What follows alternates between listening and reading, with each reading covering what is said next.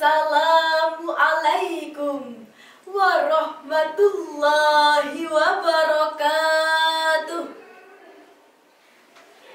Alhamdulillahi wahdah. Assalatu wassalamu ala man lan nabiyya ba'dah. Allahumma salli ala sayyidina Muhammad wa ala alihi wa sahbihi wa mawalah. Wala hawla wala quwwata illa billah. Amma ba'd. Dewan juri yang arif dan bijaksana dan hadirin yang berbahagia. Teknologi yang semakin canggih membawa dampak luas di semua belahan bumi, tak terkecuali Indonesia. Ia laksana pisau bermata dua, bisa memberi nilai positif dan negatif tergantung siapa yang memanfaatkannya. Teknologi informasi misalnya bisa menjadi media pembentukan karakter terpuji atau al-akhlakul karimah, dan bisa menjadi media dekadensi moral atau al-akhlakul madhmumah, khususnya bagi generasi milenial.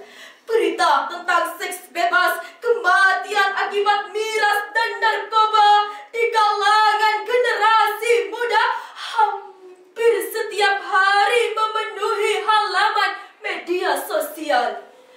Baru-baru ini, dunia pendidikan dikagetkan dengan ulah seorang pelajar SMA di Jawa Tengah menikam gurunya yang seharusnya dihormati. Kita menjerit prihatin melihat karakter generasi muda kita yang sudah jauh dari nilai-nilai Al-Quran. Oleh karena itu hadirin, pada kesempatan yang penuh ukhuwah ini, kami akan menyampaikan syarah Al-Quran dengan judul Membangun Generasi Milenial dengan Konsep Pendidikan Karakter Berbasis Al-Quran, dengan landasan firman Allah dalam Al-Quran surah Sad ayat 29 sebagai berikut. A'udzu billahi minasyaitonir rajim.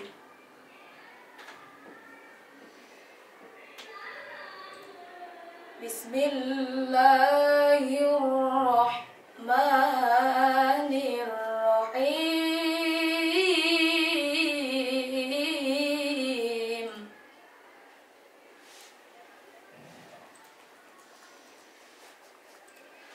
Kitabun anzalnahu ilaika mubarakul liyadabbaru ayati liyadabbaru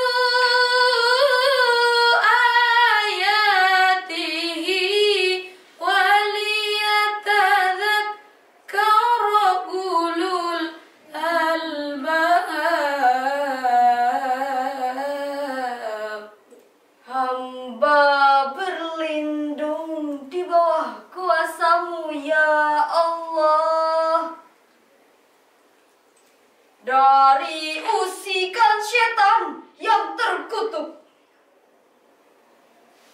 Dengan menyebut asma Allah yang Maha Pengasih, Pelimpah Kasih, lagi Maha Penyayang, Penebar sayang. Ini adalah kitab yang kami turunkan kepadamu penuh dengan berkah, supaya mereka memperhatikan ayat-ayatnya, dan supaya orang-orang yang berpikir cerdas mendapat pelajaran. Hadirin yang berbahagia, Syekh Jalaluddin Al-Mahalli dan Syekh Jalaluddin As-Suyuti dalam tafsir Al-Jalalain menjelaskan bahwa lafaz liyadabbaru dalam ayat ini mengandung perintah untuk mendalami nilai-nilai yang terkandung di dalam Al-Quran. Dari situlah pedoman dan pelajaran berharga kita peroleh, lalu kita jadikan pegangan. Itulah generasi ulul albab, generasi yang cerdas intelektualnya sekaligus cerdas spiritualnya. Hadirin yang berbahagia, pesatnya perkembangan teknologi telah mengalami perubahan terhadap karakter dan gaya hidup setiap orang, lebih-lebih generasi muda. Kita takkan bisa menghentikan maju internet bumi, maka sebagai konsekuensinya kita harus membangun fondasi keimanan dan filter yang kuat untuk menyaring derasnya arus budaya asing.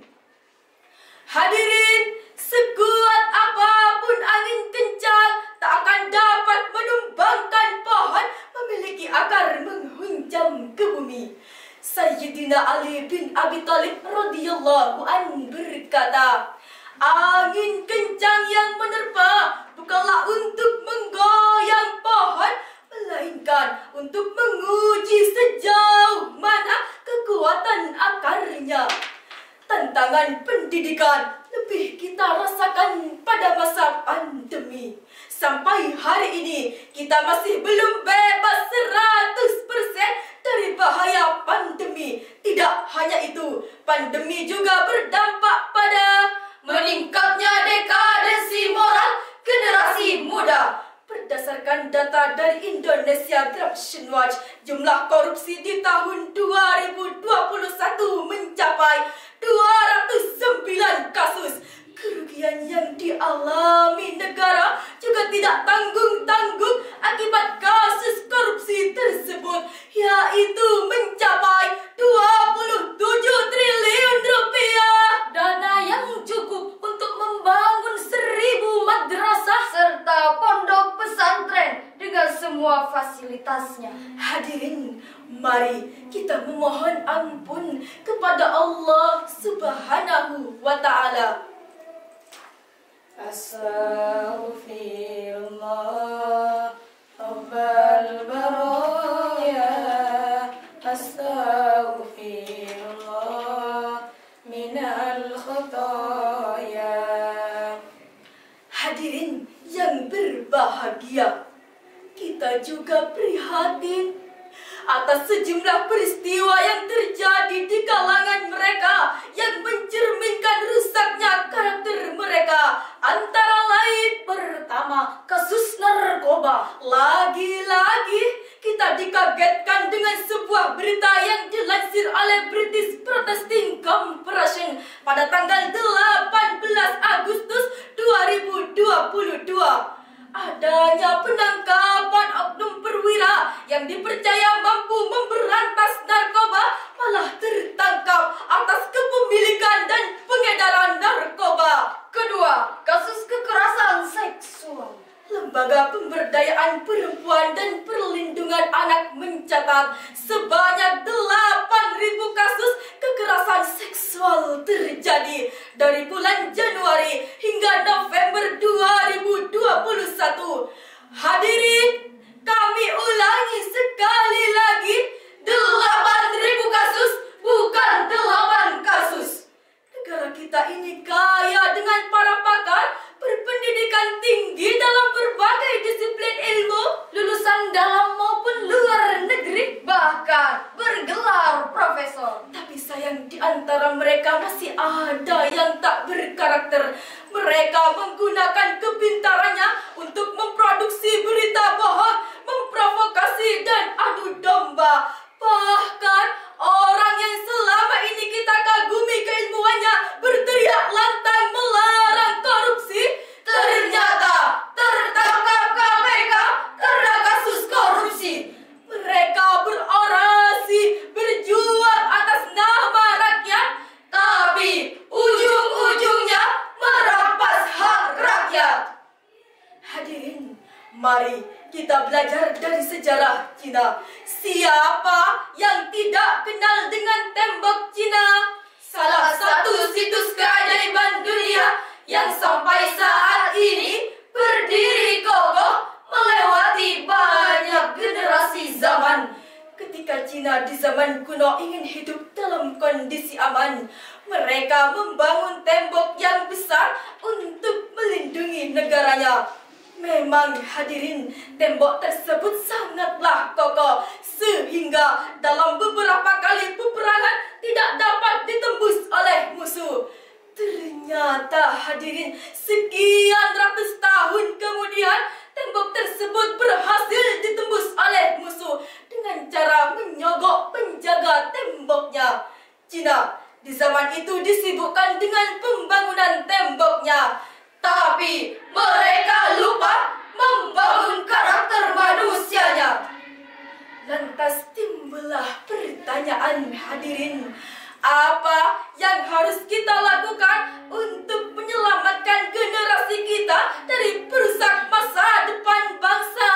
Sekali lagi, marilah kita dengarkan firman Allah dalam Al-Quran Surah Al-Ahzab ayat 21 sebagai berikut. Laqad kana lakum fi rasulillahi uswatun hasanatun liman kana yarjullaha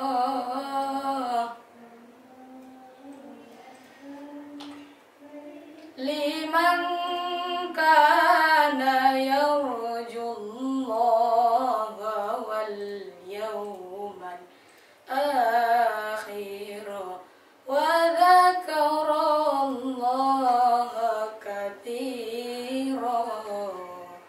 Shadaqallahul azim. Sungguh telah ada pada diri Rasulullah itu suri tauladan yang baik bagimu, yaitu bagi orang-orang yang mengharap rahmat Allah dan kedatangan hari kiamat, dan yang banyak mengingat Allah. Maha benar Allah atas segala firman-Nya, dan Dialah yang Maha Agung. Hadirin yang berbahagia, Profesor Dr. Muhammad Quraish Shihab dalam tafsir Al-Misbah menjelaskan bahwa Rasulullah adalah suri tauladan yang baik bagi umat manusia. Beliau mengajarkan nilai-nilai karakter mulia meliputi Akhlak kepada Allah, akhlak kepada sesama manusia, bahkan akhlak kepada alam semesta. Rasulullah Sallallahu Alaihi Wasallam pernah bersabda, Akmalul mu'minina imanan ahsanuhum khuluqa. Orang mukmin yang paling sempurna imannya adalah yang terbaik akhlaknya. Hadis riwayat At-Tirmidzi. Hadirin yang berbahagia, ada beberapa hal yang harus kita lakukan untuk membangun generasi yang berkarakter di negeri tercinta ini. Antara lain, Pertama, menanamkan nilai-nilai agama melalui pembiasaan serta keteladanan. Kedua, menciptakan lingkungan yang religius, baik melalui bahan bacaan, tontonan, maupun komunitas pergaulan. kita ajungi jempol program Kemenak Republik Indonesia, yaitu Gerakan Maulid Mengaji. dengan harapan masyarakat kita aktif mengkaji Al-Quran dan mendalami di dalam kegiatan sehari-harinya. Kami yakin jika Al-Quran sudah menjadi tuntunan aktivitas kehidupan, maka siapapun orangnya, apapun profesinya, ia akan menjadi orang yang baik. Kalau ia pejabat, ia akan amanah dan bermanfaat. Kalau ia seorang pedagang, ia akan jujur dalam menimbang. Jika ia birokrat, ia tak akan mengambil uang rakyat. Dan kalaupun ia jaksa, ia tak akan bermain api di dalam masalah yang ditanganinya. Hadirin yang berbahagia, dari uraian tadi dapatlah kita ambil beberapa kesimpulan. Pertama, masa depan bangsa ditentukan oleh generasi yang berkarakter. Dan yang kedua, untuk membentuk karakter tersebut tidak ada pilihan lain selain kembali kepada Al-Quran dan keteladanan Rasulullah Sallallahu Alaihi Wasallam. Bunga melati mekar di taman, Harum baunya sungguh menawan. Mendidik generasi yang beriman, maka Al-Quran harus jadi pedoman. hanya ini yang dapat kami sampaikan.